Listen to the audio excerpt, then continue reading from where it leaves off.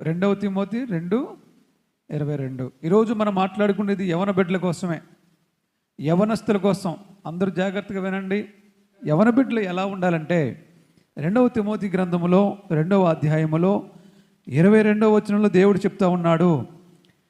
యవనస్తుని అంటున్నాడు, ఓ యవ్వనుడా, ఓ యువకుడా, నీవు యవనేచ్ఛల నుండి పారిపొమ్ము. నీవు యవనేచ్ఛల నుండి పారిపొమ్ము అంటున్నాడు. యవనేచ్ఛలు అంటే ఏంటి? యవనేచ్ఛలు అంటే సాధారణంగా టీనేజ్ అంటారు. టీనేజ్ అంటే 13 సంవత్సరాల వయసు వస్తే టీనేజ్ వయసులోకి వచ్చినట్లే. 12 వరకు పర్లేదు. 13 సంవత్సరాల నుండి టీనేజర్స్ అంటారు, అంటే టీనేజ్లోకి వచ్చినట్లు. ఆ కాడి నుంచి 14, 15, 16, 17, 18, 19, 20, 25 ఇవన్నీ కూడా 30 యవన వయసు. అంతా కూడా యవన బలం, యవనంగా ఉంటారు. అంటే మంచి ఉరకలేసే రక్తంలో ఉంటారు. ఏదైనా సరే సాధించేద్దాం, దూకేద్దాం, ఏదైనా సరే తెచ్చేద్దాం, చేసేద్దాం అన్నట్లుగా ఉంటారు. ఆ బ్లడ్ చాలా ఫాస్ట్గా పరిగెడుతూ ఉంటుంది. బ్లడ్ వెనక ముందు ఆలోచించదు. ఏమైనా సరే అవనే, ఏదైతే ఉందిలే అని ఉరకలేస్తూ ఉంటుంది ఆ బ్లడ్ ఆ యవన బలంలో. అప్పుడే యవనేచ్ఛలు స్టార్ట్ అవుతాయి. యవనము ప్లస్ ఇచ్ఛలు. ఇచ్ఛ అంటే వాంఛ, అంటే కోరికలు. యవనములో కలిగే కోరికలు, ఆశలు, వాంఛలు, ఆకర్షణలు రకరకాల యవ్వన వయసులో ఉన్నప్పుడు కలిగే కోరికలన్నిటినీ, ఆశలన్నిటినీ, ఆకర్షణలన్నిటిని యవనేచ్ఛలు అంటారు. ఏం కలిగితాయి? ఆడపిల్లలు ఉంటారు యవనంలో, మగపిల్లలు ఉంటారు యవనంలో. వాళ్ళకి కోరికలు కలిగితే వీళ్ళకి కోరికలు కలుగుతూ ఉంటాయి. దేవుడు చెప్తున్న మాట ఏంటంటే, మీరు యవనేచ్ఛలకు దూరంగా పారిపోండి అంటున్నాడు దేవుడు. ఒక అమ్మాయి 3 సంవత్సరాలు సెల్ ఫోన్ ముఖం చూడలేదంట. ఒక అమ్మాయి 3 సంవత్సరాలు సెల్ ఫోన్ ముఖం చూడలేదంట. ఐఏఎస్ పాస్ అయింది మొన్నే. ఐఏఎస్ రేపు మాపో కలెక్టర్ పోస్ట్ ఇస్తారు ఆవిడకి. ఐఏఎస్ ప్రిపేర్ అయినప్పుడు కలెక్టర్ అవ్వాలని ఆవిడ కోరిక ఉంది. ఆ కోరిక సాధించుకోవడం కోసం సెల్ ఫోన్ దగ్గర ఉంటే మన టైం అంతా సెల్ ఫోన్ తినేస్తుందని చెప్పి ఇంకా సెల్ ఫోన్ ముఖం చూడలేదంటే 3 సంవత్సరాలను. ఇక చదువే చదువే చదివే చదివే ఐఏఎస్ పాస్ అయిపోయింది అంతే. ఇప్పుడు కలెక్టర్ అయిపోద్ది. సెల్ ఫోన్ పక్కన పెట్టేస్తే యవనస్తులు మీరు కూడా సాధిస్తారు ఏదో ఒకటి. సెల్ ఫోన్ పెట్టుకుంటే సొల్లేసుకుంటారు తప్ప అందులో ఏముండదు. ఇంకా ఏముంటుంది అందులో? మీరే కాదు, పెద్దోళ్ళు కూడాను అత్తమాను సెల్ ఫోన్ బట్టి కూర్చుంటారు. ఏవో మాట్లాడుతూ ఉంటారు, ఏవో చూస్తూ ఉంటారు. యవన బిడ్డలే కాదు, పెద్దవాళ్ళైనా సరే సెల్ ఫోన్కి దూరంగా ఉండండి. యవనేచ్ఛలు ఇంకా రకరకాల చూడడానికి చాలా చాలా కోరిక కలిగి ఉంటారు. సినిమాలు, షికారులు, ఇంకా వాళ్ళకి వీళ్ళకి వాళ్ళ వెనకాల తిరగడం, అమ్మాయిల వెనకాల తిరగడం, అబ్బాయిల వెనకాల తిరగడం, ఇవన్నీ తల్లిదండ్రులకి కన్ను కప్పి ఇక్కడికి వెళ్తున్నాం, అక్కడికి వెళ్తున్నాం, అలాగే వెళ్తున్నాం, ఎలాగ వెళ్తున్నాం అని షికారులు చేయడం, సిగరెట్లు కాల్చడం, మందులు తాగడం, బ్రాందీలు, విస్కీలు, సారా ఇలాంటివన్నీ తాగడం. అమ్మా ఇంకేముంటాయి? పేకాట్లు ఆడడం, ఇంకేముంటాయి? ఇవన్నీ కూడా ఏంటండి? ఇవన్నిటిని ఏమంటారు? యవనేచ్ఛలు అంటారు. అర్థమవుతుందా మీకు? యవనేచ్ఛలు అంటారు. ఇందులో ఏ క్వాలిటీ కూడా దేవుడికి నచ్చదు. నువ్వు సిగరెట్ కాలుస్తున్నా దేవుడికి నచ్చదు. కొంతమంది స్టైల్గా సిగరెట్ కాలుద్దాం అనుకుంటారు. ఏముండదు ఆ యవనంలో. అప్పుడే కొంచెం పెద్ద అయితే ఎందుకు వచ్చి సిగరెట్లేరు అనుకుంటారు అంతే. ఆ టీనేజర్స్ వయసులో ఉన్నప్పుడు నేను కాబట్టి కాల్ చేస్తున్నాను సిగరెట్ అనుకుంటారు అంతే. ఆ టైంలో స్టైల్గా కాలుస్తాం అనుకుంటారు. కొంచెం పెద్ద దిగిన తర్వాత అర్థమవుద్ది దీనివల్ల ఏమీ ఉపయోగం లేదురా బాబు అనుకుంటారు. సిగరెట్ జోలికి వెళ్ళొద్దు, మందు జోలికి అస్సలే వెళ్ళొద్దు, మందు జోలికి యవన బిడ్డలు అస్సలే వెళ్ళొద్దు, అమ్మాయిల వెనకాల పరిగెట్టొద్దు, అబ్బాయిల వెనకాల పరిగెట్టొద్దు, తల్లిదండ్రుల మాట జబదాటొద్దు, తల్లిదండ్రులు చెప్పినట్టుగా వినాలి, వాళ్ళ ఆలోచనలు సంప్రదించాలి, వాళ్ళ అనుభవంతో చెప్తారు. ఎందుకంటే తల్లిదండ్రులు ఎవరైనా సరే మీ స్థానాన్ని దాటి వస్తారు వాళ్ళు, అంతేగాని వాళ్ళ స్థానాన్ని దాటి మీరు రారు కదా. తల్లిదండ్రులు అయ్యారంటే ముందు వాళ్ళు ఒకప్పుడు టీనేజర్స్, కాబట్టి టీనేజ్ వయసులో ఎలా ఉంటుందో వాళ్ళకి ఆల్రెడీ చూస్తున్నారు వాళ్ళు. కాబట్టి వాళ్ళ పిల్లలకి టీనేజర్స్లో ఎలాగుంటారనేది వాళ్ళకి ఆటోమేటిక్గా అర్థమైపోద్ది, ఎందుకంటే మేము అప్పుడు అలాగే ఉన్నాం కదా అని. కాబట్టి తల్లిదండ్రులు అది దృష్టిలో పెట్టుకుని టీనేజర్స్ని కొంత కంట్రోల్ చేయడానికి ప్రయత్నం చేస్తారు. కంట్రోల్ చేయడే ప్రయత్నం చేస్తే వీళ్ళు ఏం చేస్తారంటే వినరు. మాకు తెలుసులే, నువ్వు చెప్పాలట, నాకు నీకేం తెలుసు, ఏమీ తెలియదు, నీకు తెలుసు అనుకుంటావు అంతే. నీకు కాదు కానీ నీ తల్లిదండ్రులకు తెలుసు, ఎందుకంటే నీ వయసుని దాటి వాళ్ళు ముందుకు వచ్చారు కాబట్టి. రేపొద్దున నువ్వు కూడా తండ్రివి తల్లివి అయితే నీకు అప్పుడు అర్థం అవుద్ది. నీకు పెళ్ళయి పెద్దోడయ్యి నీకు పిల్లలు పుట్టి నీ పిల్లలు పెద్దోళ్ళు అయిన తర్వాత వాళ్ళు నిన్ను ఎదిరిస్తుంటే అప్పుడు నీకు అర్థం అవుద్ది. మరి ఒకప్పుడు నేను మా తండ్రిని మా తల్లిని ఎదిరించాను రా బాబు, ఇప్పుడు వీళ్ళు నన్ను ఎదిరిస్తున్నారు అని వాళ్ళకి అర్థం అవుద్ది. అమ్మా జాగ్రత్తగా, యవనస్తులు ఎప్పుడు కూడా యవనేచ్ఛల నుండి పారిపోమంటున్నాడు దేవుడు. ఎలాంటి వాటికి దూరంగా పారిపో, నీకు బ్రైట్ ఫ్యూచర్ ఉంటుంది, మంచి జీవితం ఉంటుంది, నీకు మంచి బ్లెస్సింగ్ ఉంటుంది. దేవుడు నిన్ను బ్లెస్ చేస్తాడు, సమాజము కూడా నిన్ను చూసి గౌరవిస్తుంది. ఈ యవనేస్తుల నుండి పారిపోండి. ఒకరోజు ఒకసారి పౌలు గారు వాక్యం చెప్తున్నాడంటండి.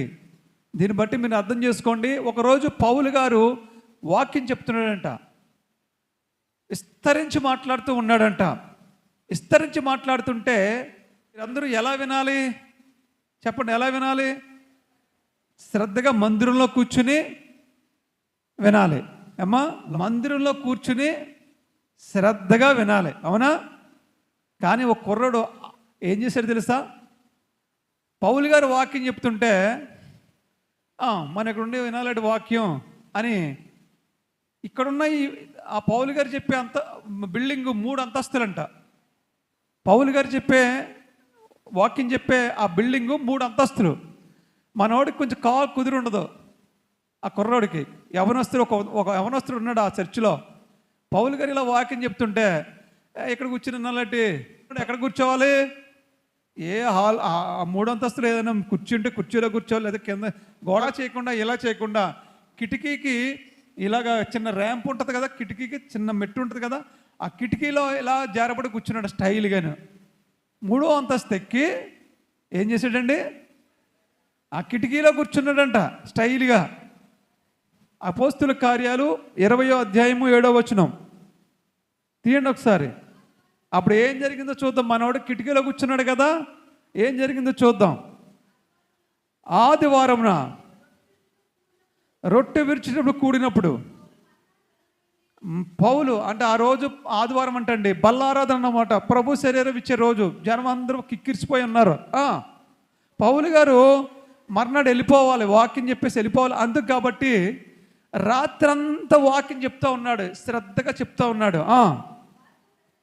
వాక్యం ప్రసంగించుచు అర్ధరాత్రి వరకు, ఆ రోజు పౌలు గారు అర్ధరాత్రి వరకు మాట్లాడుతూ ఉన్నాడంట. అర్థమవుతుందమ్మా? మాట్లాడుతూ ఉన్న సమయంలో ఆ కుర్రగాడు ఏం చేశాడు ఒకసారి చూద్దాం. మేము ఒక మేడ గదిలో కూడున్నాం, మేడది ఒక మేడ గదిలో మేము కూడుకుని ఉన్నాం అందరం కలిసి. అక్కడ అనేక దీపాలు ఉన్నాయి, ఆ మేడ గదిలో చాలా లైట్లు ఉన్నాయి. ఓకే, అప్పుడు ఒక యవనస్తుడు, ఆడి పేరేం పేరు తెలుసా? ఐతుకు. ఆడి పేరు ఐతుకు అనేవాడికి కాలు కుదరలేదు. ఆడికి ఆడేం చేస్తున్నాడు తెలుసా? ఇక్కడ ఉంటాడు గాడిదిగుడ్డి, మన పైకి ఎక్కేద్దాం. అప్పుడు ఐతుకు అని ఒక యవనస్తుడు ఆ కిటికీలో కూర్చుండి గాఢ నిద్రపోయి పాలు చాలా చేపి ప్రసంగించుచుండగా ఆ నిద్రభారము వలన జోగి 3వ అంతస్తు నుండి క్రింద పడి చనిపోయిన వాడై ఎత్తబడిన దేవునికి స్తోత్రం కలుగునుగాక. ఇప్పుడు చూడండి, వాడు మనుషుల్లో కూర్చుంటే వాక్యం ఎక్కిన బుర్రకే మనుషుల్లో కూర్చోకున్నాడు, ఏం చేశాడంటే కిటికీలో కూర్చుని జోగుతున్నాడంట. జోగడం అంటే ఏంటి? కునిపోట్లు పడుతున్నాడు. అప్పుడైనా బుద్ధి రావాలి కదా అడిగి. కునిపోట్లు పడుతున్నాడు. ఇప్పుడు చెప్పండి, కునిపాట్లు పడేటప్పుడు ఎవరైనా కిటికీలో ఉన్నప్పుడు స్టెబుల్గా ఉండగలరా? ఏం చేస్తారు? ఊగి ఊగి ఊగి ఏం చేశాడంటండి, ఎలా పడతాం మానేసేసి అలా పడ్డాడట. అలా పడితే ఏమవుతాడు? 3వ అంతస్తు నుండి కింద పడ్డాడు. వెంటనే ప్రాణం పోయిందంటండి ఆడికి. దేవునికి స్తోత్రం కలుగును గాక. చూడండి, యవన బిడ్డలకు నేను చెప్పేది ఏంటంటే, వాక్యం చెప్పేటప్పుడు మందిరంలోనే కూర్చొని వినాలి. నువ్వు అక్కడ ఇక్కడ ఇక్కడ ఈ పక్కన ఆ పక్కన ఈ పక్కన పైన కిందో ఎక్కడికి వెళ్ళకూడదు. యవన బిడ్డలు నచ్చిన చోట్లకు వెళ్ళకూడదు. దుష్టుల ఆలోచన చెప్పని నడవక, అపహాసులు కూర్చుండు చోట కూర్చుండక. కొంతమంది ఎటకారం చేసేవాళ్ళు కూర్చుంటారు, పని పాట లేని వాళ్ళు కూర్చుంటారు. కొంతమంది వాళ్ళ దగ్గరికి వెళ్ళి కూర్చోకూడదు. వాళ్ళకి మళ్ళీ నువ్వు తయారవుతావు. ఎటకారాలు ఆడుతూ ఉంటారు వాళ్ళు. పని పాట ఉండదు ఆడికి. దారంటెళ్ళి వాడి గురించి మాట్లాడుకుంటూ ఉంటాడు. ఇంకా ఆడికి పని పాట ఏముండదు. వాడు తినేసి కూర్చుని సెంటర్లో కూర్చుంటాడు. కాబట్టి ఆడు ఎలాగెళ్తున్నాడు రా, ఈవిడ ఎలాగెళ్తుందిరా, ఆవిడ గురించి ఆడి గురించి ఈడి గురించి ఆడికి అదే ముచ్చట. అలాంటి వాళ్ళ దగ్గర మనం మీరు ఎప్పుడు కూడా కూర్చోకూడదు. అర్థమవుతుందా మీకు? కూర్చోకూడదు. అందుకే దేవుడు చెప్తున్నాడు, అపహాసుకులు కూర్చుండే చోట మీరు కూర్చోకండి అంటున్నాడు. యవన బిడ్డలు ఎప్పుడు కూడా వాక్యం వినేటప్పుడు సైకిల్ స్టాండ్లోనో, లేకపోతే చర్చి బయటో, లేకపోతే చర్చి పైనో అలాగో ఇలాగో కూర్చోకూడదు. కూర్చుంటే ఏమవుద్దంటే, ఇదిగో ఈ ఐతుకు ఏమైంది అప్పుడు అతను ఎక్కడ కూర్చోవాలి? కుర్చీలో కూర్చోవాలి, లేదా కింద కూర్చోవాలి. కిటికీలో కూర్చుంటారు ఎవరైనా. అక్కడ ఇక్కడ ఎక్కడో కూర్చోకూడదు. ఎక్కడ కూర్చోవాలంటే దేవుని సన్నిధిలోనే కూర్చుని వాక్యాన్ని వినాలి. దేవునికి స్తోత్రం కలుగునుగాక. తర్వాత ఏమైంది చెప్పండి ఒకసారి. అంతటా పౌలు, ఆ కుర్రోడు చనిపోయిన వెంటనే పౌలు ఏం చేశాడంటే, వాక్యం చెప్తున్న పౌలు ఏం చేశాడు చూడండి. అంతటి పౌలు క్రిందకు వెళ్ళి తన మీద పడి, చనిపోయిన కుర్రోడు ఉన్నాడు కదా, కింద పడిపోయాడు, చనిపోయాడు. అప్పుడు ఈ పాస్టర్ గారు, పౌలు గారు వెళ్ళి ఏం చేశాడంటే, ఆ పడిపోయినోడి మీద పడి కౌగిలించుకుని, మీరు తొందరపడకుడి, అతని ప్రాణమతులో ఉన్నదని అతనితో చెప్పాను, వారితో చెప్పాను. దేవునికి స్తోత్రం కలుగును గాక.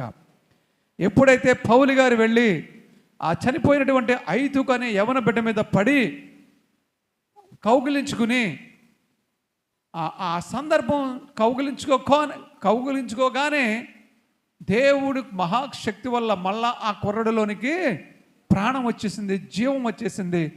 ఆ బిడ్డలోనికి ప్రాణం వచ్చేసిందండి. వెంటనే పౌలు గారు లేచి, మీరెవరు బాధపడకండి, ఎవరు కంగారు పడకండి, ఎవరు తొందరపడకండి, గలిబిలి చేయకండి, ఆ కుర్రోడు ప్రాణం అతనిలోనికి వచ్చేసింది, అతని ప్రాణం అతనిలోనికి వచ్చేసిందని చెప్తున్నాడు. దేవునికి స్తోత్రం, హల్లెలూయా. అప్పుడు ఆ కుర్రవాడు లేచాడు. లేచి తర్వాత ఏమైంది, అంతటా మరలా పైకి వచ్చి రొట్టె విరిచి పుచ్చుకొని తెల్లవారు వరకు విస్తారముగా సంభాషించి బయలుదేరును. వారు బ్రతికిన ఆ చిన్నవారిని తీసుకుని వచ్చినప్పుడు వారికి విశేషమైన ఆదరణ కలిగాను. దేవునికి స్తోత్రం కలుగునుగాక. ఎప్పుడైతే పౌలు గారు వెళ్ళి ఆ కుర్రోడ మీద పడి కౌగిలించుకుని ప్రార్థన చేస్తుంటాడు, మరి పాస్టర్ గారు వెళ్తే ప్రార్థన చేయక ఏం చేస్తాడు చెప్పండి? దేవుడు అతను స్వస్థపరిచి ప్రాణం ఇచ్చి మళ్ళీ లేవనెత్తాడు. అప్పుడు తెల్లవారులు కూడా ఆ కుర్రోడు వాక్యం ఈసారి ఎలాగంటాడండి, బుద్ధి వస్తా రాదా? బుద్ధి వచ్చిందా లేదా? తెల్లవారులు ఇన్ని ఉంటాడన్నమాట. తెల్లవారులు చెప్పాడంటే వాక్యాన్ని ఆ రోజు పౌలు గారు. ఆ కుర్రోడు కూడా రొట్టె విరుచుకుని బలలో పాల్గొని తెల్లవారులు ఉండి ఉంటాడు అక్కడ. అందుకే ఇక్కడ ఏమన్నా రాయబడింది, వారు బ్రతికిన ఆ చిన్నవాణిని తీసుకుని వచ్చినప్పుడు వారికి విశేషమైన ఆదరణ కలిగాను. ప్రజల్లోనూ ఆశ్చర్యపోయారండి అందరూ కూడా, ఎలా బ్రతికాడు ఈ కుర్రోడు, ఎలా బ్రతికారని ప్రజలందరి మధ్య వీళ్ళకి బోళ్ళంత ఆదరణ కలిగిందంటండి.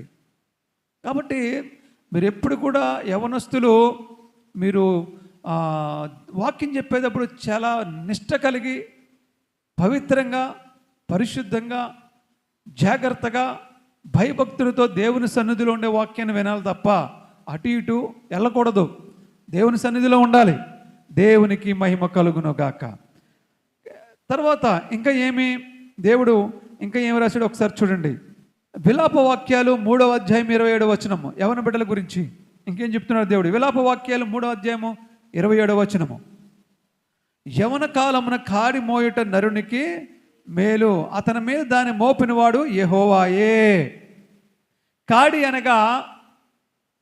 అనగా దేవుని యొక్క సువార్త, పరిచర్య, సేవ, అన్ని రకాలుగాను దేవునికి సంబంధించిన పని యవనములో ఉండగానే మీరు మీదెట్టుకోవాలి తప్ప ముసలోళ్ళు అయిపోయాక మీ పని అంతా అయిపోయాక అప్పుడు చేస్తాను దేవుడి పని, అప్పుడు చూసుకుందాం దేవుడి పని. నీ జీవితం ఎవరికి కావాలి? సగం జీవితం అయిపోయాకను ఎంగిల్ జీవితం.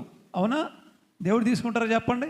నువ్వు ఎంగిల్ చేసిన ఒక యాపిల్ పండు అమ్మ చాలా బాగుంది, చాలా టేస్ట్గా ఉంది, నువ్వు ఎంగిల్ చేసి తింటావేట్రా అని ఇస్తే ఆడే తిండో, ఎరా ఎంగిల్ చేసేవి కదరా ఇలా తిప్పి పక్క నుంచి కొరుక్కుంటాడు. నువ్వు ఎంగిల్ చేసిన పండే పక్కోడు తిండు కదా. నీ జీవితం నువ్వు ఎంగిల్ చేసేది దేవుడికి ఇద్దాలంటే ఎలా కుదురుద్ది? సగం జీవితం నేను సంపాదించి తీసుకున్నాక, నేను ఉద్యోగం చేసిన తర్వాత, నేను వ్యాపారం చేసిన తర్వాత, నేను మొత్తం అన్నీ చేసేసుకున్నాక ఒక 60 ఏళ్ళు 70 ఏళ్ళ తర్వాత దేవుడికి నేను ఇస్తాను జీవితం అంటే కుదరదు. ఎప్పుడు ఇవ్వాలండి?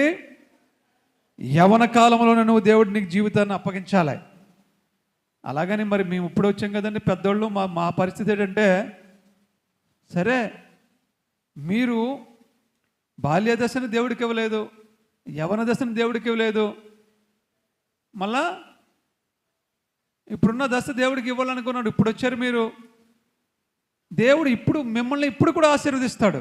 ఎలా ఆశీర్వదిస్తాడంటే, ఒక రోజున ఒక రైతు పొలంలోనికి పనికి కోసమని, ఒకరోజు ఒక రైతు పొలంలోనికి పని కోసమని పొద్దున్నే 6 గంటలకు వెళ్ళాడు. కొంతమంది కూలీలు రోడ్డు మీద నిలబడ్డారు. బాబు మా పొలంలో పని ఉంది వస్తారా అన్నారు. వచ్చారు వాళ్ళు. పొలంలో తీసుకెళ్ళాడు, పనిలో పెట్టాడు.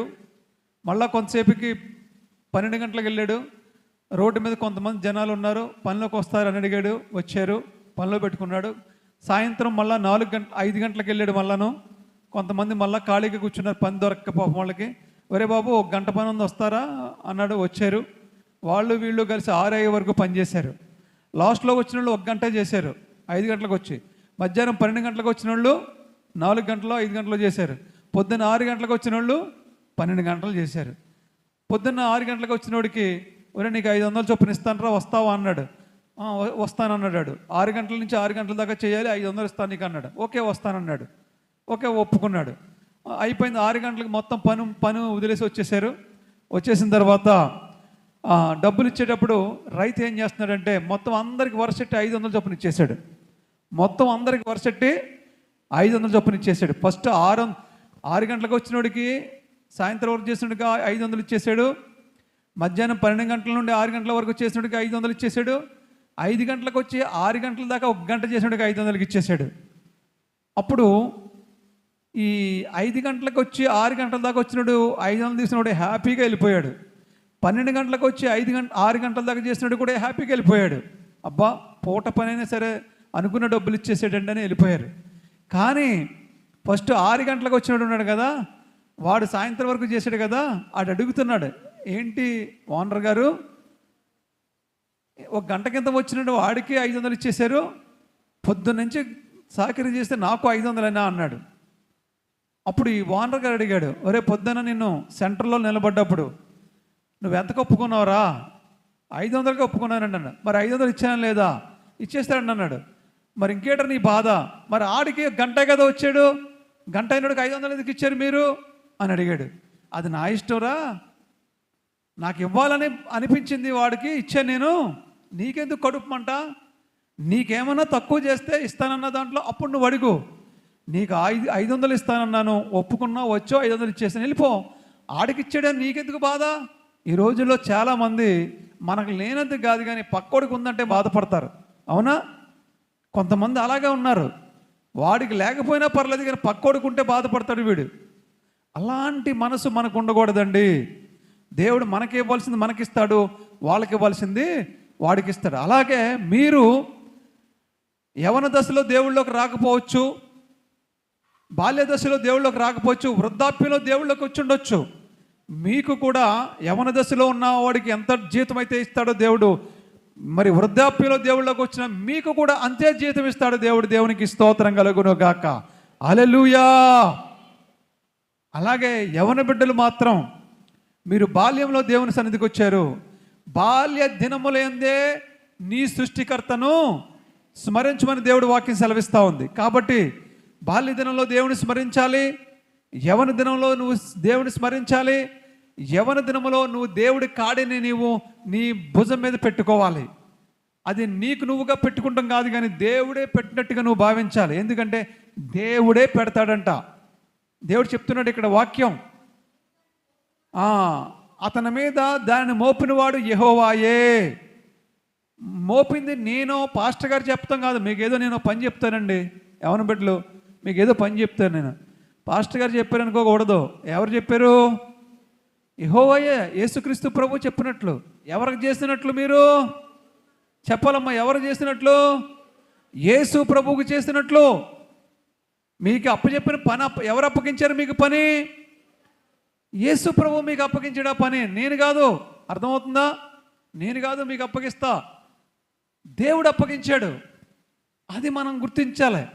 కుర్రోళ్ళు యవనస్తులు సరే, సేవకుడికి పని చెప్తే ఎవరు అప్పగించినట్లా పని? మీకు ఎవరు అప్పగించినట్లమ్మా?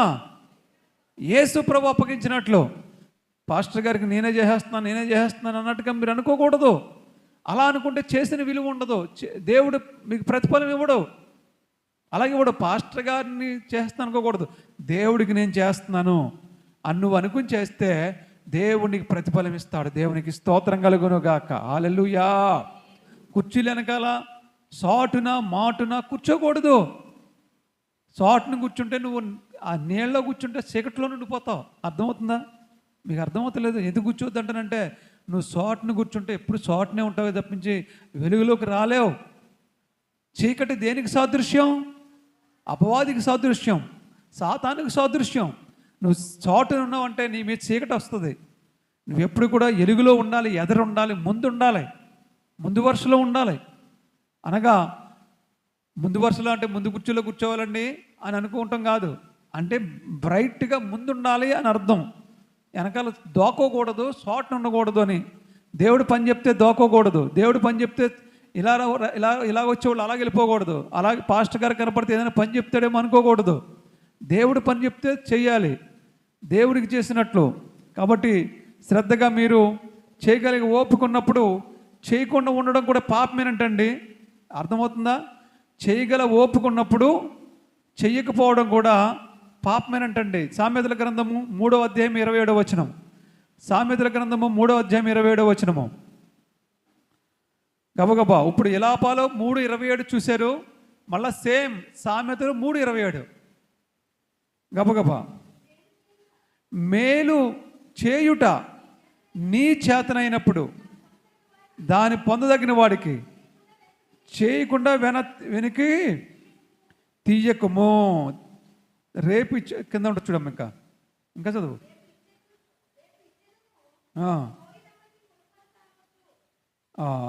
ద్రవ్యము నీ యొద్ద ఉండగా రేపు ఇచ్చేద్దను, పోయి రమ్మని నీ పొరుగువానితో అనవద్దు. నీ పొరుగువారు నీ యొద్ద నిర్భయముగా నివసించినప్పుడు వానికి అపకారము కలిగించవద్దు. చూడండి, మేలు చేయనప్పుడు, మేలు చేయడం నీ చేతనైనప్పుడు అంటే నీకు ఏదో టాలెంట్ ఉంది నీ దగ్గర. దేవుడు నీకు ఏదో టాలెంట్ ఇచ్చాడు. ఎవరో కొంచెం చేయరా అని చెప్పి నీ దగ్గరికి ఎవరో వచ్చారు. అది మేలు, నష్టమైతే కాదు, కీడైతే కాదు, చేయకూడదు. మేలు జరిగిదై ఉండి అది నీ వల్ల అయినప్పుడు నువ్వు చేయను అని చెప్పకూడదంట. ఇది 10 మందికి మేలవుతుంది, ఇది సంఘానికి మేలవుతుంది, ఇది సేవకుకి మేలవుతుంది, దేవుడికి మహిమ అవుతుంది, లేదా ప్రజలకు 10 మందికి మంచి అవుతుంది అనుకున్నప్పుడు అది నువ్వు చేయను అని నువ్వు దోకోకూడదు, దాన్ని దాచిపెట్టకూడదు. తప్పకుండా నువ్వు చెయ్యాలంట. అది ఏదైనా సరే నువ్వు చేయగలిగింది అయి ఉండి నీకు చేతనైంది అయి ఉంటే నేను చేయను అని చెప్పకూడదని దేవుడు చెప్తున్నాడు. మీరు చాలామంది మీకు వచ్చిన టాలెంట్ని ఒక ఎవరైనా ఏదైనా చేయమన్నప్పుడు మీరు దాన్ని దాచిపెట్టేస్తుంటారు. కాబట్టి మీకు ఏదైనా పని చేయగలిగిన ఓపుకున్నప్పుడు, చేయగలిగిన టాలెంట్ ఉన్నప్పుడు దాన్ని నేను చెయ్యను అని చెప్పకుండా చెయ్యాలని దేవుడు చెప్తూ ఉన్నాడు. రెండవదిగా ద్రవ్యము నీ యొద్దనుండగా రేపు ఇచ్చేదను, పోయి రమ్మ నీ పొరుగు వానితో అనవద్దు. నీ దగ్గర నువ్వు ఎవరికో డబ్బులు ఇవ్వాలమ్మా, నువ్వు ఎవరికో డబ్బులు ఇవ్వాలి, లేదా నీ చేతిలో పని చేయించుకున్నావో లేకపోతే అప్పు తీసుకున్నావో, ఏ కారణం చేత నువ్వు డబ్బులు ఇవ్వాలి. వాడు వచ్చాడు నీ దగ్గరికి, లేదా ఆమె లేదా అతను వచ్చాడు నీ దగ్గరికి, నీ దగ్గర డబ్బులు ఉన్నాయి, అయినా సరే నువ్వేమంటావు అంటే డబ్బులు లేవు రేపు ఇస్తానులే అంటావు. అది చాలా పాపం అంట. దేవుడు చెప్తున్నాడు, ద్రవ్యము నీ యొద్దనుండగా రేపు ఇచ్చేదను, పోయి రమ్మని నీ పొరుగు వానితో అనొద్దు అంటున్నాడు దేవుడు. నీ దగ్గర డబ్బులు ఉన్నప్పుడు అవతల నువ్వు ఇవ్వగలగాలని అన్నప్పుడు, లేకపోతే నువ్వేం చేయలేవు, లేనప్పుడు నువ్వేం చేస్తావు, లేనప్పుడు నువ్వు రేపురా మాపురా అంటావు, తప్పదు. ఇంకా ఉన్నప్పుడు మాట చెప్తున్నాడు దేవుడు, నీ దగ్గర డబ్బులుండి రేపిస్తాను మాపిస్తాను అని మాత్రం చెప్పొద్దని దేవుడు చెప్తున్నాడు. వాడికి ఇవ్వాలా, నీ దగ్గర ఉన్నాయా, ఇచ్చేయమంటున్నాడు దేవుడు. న్యాయంగా ఇచ్చేయి, రేపు మాపుని ఇసిపించొద్దు, తిప్పొద్దు, హింస పెట్టొద్దు అవతల వాళ్ళని అని చెప్తున్నాడు దేవుడు. మన దగ్గర లేనప్పుడు మనం ఏం చేయలేము. ఇంకా దేవా నీవే దిక్కు అని నువ్వు రేపు మాపని నీ దగ్గర ఉన్నంత వరకు తిప్పుకుంటావు, ఉన్న తర్వాత కూడా తిప్పుకోవడం అన్నది కరెక్ట్ కాదు అని దేవుడు చెప్తున్నాడు. కొంతమంది ఉన్నా తిప్పుకుంటారు, ఇవ్వడానికి ఇష్టం లేక ఉన్నా తిప్పించుకుంటారు. ఓ 10 సార్లు తిప్పించి ఇవ్వాల్సిన ఒక 1000 రూపాయలు ఇవ్వాలితే 1000 రూపాయలు ఒకసారి ఇవ్వలేక, ఉన్నా సరే ఇవ్వలేక 100 ఇచ్చి 200 ఇచ్చి 300 ఇచ్చి 500 ఇచ్చి తిప్పుతూ ఉంటుంటారు. అలా కాదు, నీ దగ్గర ఉన్నప్పుడు ఇవ్వగలిసినప్పుడు న్యాయంగా ఇచ్చేయమని దేవుడు చెప్తున్నాడు. తర్వాత నీ పొరుగువాడు నీ యొద్ద నిర్భయంగా నివసించినప్పుడు వానికి అపకారము కలిగించవద్దు. నీకు చూడండి, నీ పొరుగువాడు, నీ పక్కింటోడో నీ పొరుగింటోడో నీ ఎదురింటోడో నీ మీద ఎంతో నమ్మకంగా ఉన్నాడు. నీ మీద నమ్మకం పెట్టుకున్నప్పుడు అతని నమ్మకాన్ని లేకపోతే ఆమె నమ్మకాన్ని నువ్వు వమ్ము చేయవద్దు. నీ దగ్గర వాళ్ళు నిర్భయంగా నివసించేలాగా ఉండాలి అని దేవుడు చెప్తున్నాడు. కాబట్టి ఇవన్నీ కూడా యవన బిడ్డలు పెద్దవాళ్ళు అన్నీ కూడా నేర్చుకోవాలి. ఫస్ట్ యవన బిడ్డలు యవనేచ్ఛల నుండి పారిపోవాలని చెప్తున్నాడు. 2 ఐతుకులాగా కిటికీలోనో గోడ పక్కనో కుర్చీల చోటనో వెనకాలో ముందో ఇలా కూర్చోకూడదు. బయట సైకిల్ స్టాండ్లోనో లేకపోతే క్యాంటీన్లోనో ఇలా కూర్చుంటారు కొంతమంది, అలా రోడ్ల మీద కూర్చోకూడదు. దేవుని సన్నిధిలో దేవుని వాక్యం వినాలి. అలాగే యవన బిడ్డలు నీ చేయగలిగిన ఓపుకున్నప్పుడు సహాయం చెయ్యాలి, నేను చేయనని చెప్పకూడదు. అలాగే పెద్దవాళ్ళు కానీ చిన్నవాళ్ళు కానీ మీ దగ్గర ఎవరికైనా మీరు డబ్బులు ఇవ్వాల్సి ఉన్నప్పుడు, మీ దగ్గర ఉన్నప్పుడు, లేకపోతే సరే ఉన్నప్పుడు రేపిస్తాను మాపిస్తాను ఎల్లుండిస్తాను హింసించకూడదు అని దేవుడు చెప్తూ ఉన్నాడు. నీ పొరుగువారు నీ దగ్గర నివసించాలని నమ్మకంగా నీ మీద నమ్మకం పెట్టుకున్నప్పుడు వాళ్ళకి అపకారం మీరు చేయకూడదు, వాళ్ళకి నమ్మకాన్ని మీరు వమ్ము చేయకూడదు. నీ దగ్గర కలిసిమెలిసి జీవించడానికి అనుకూలత ఇవ్వాలి. ఇది దేవుడు చెప్తున్న మాట. మీరు వినండి, ఆశీర్వాదాలు పొందుకోండి. దేవుడు ఈ మాటలను దీవించి ఆశీర్వదించును గాక. ఆమేన్. అందరూ లేచి నిలబడదాం, ప్రార్థన చేస్తాను.